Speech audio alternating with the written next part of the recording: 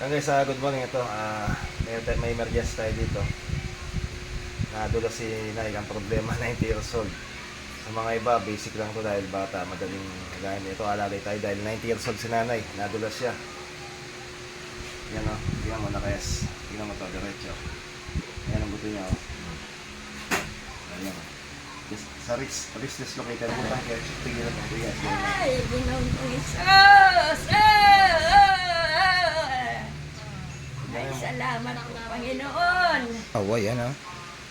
Yan guys, ito magalang to guys, walang problema yan, magalang yan. Pero importante, yan, kanina yan. Oh, tapos hanggang gagawin ko brace. Okay guys, yan, naalay na natin.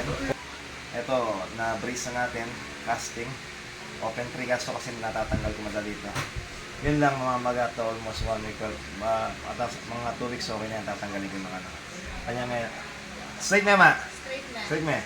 Oh. Ay, Senyor! Oh. Close open pa. Ginoong Isos! Close open. Oh, makakain na. Sige guys. Ay, habuli. Ako. Kanya may yan, oh. Oh, Sige, okay na. Sige guys, salamat.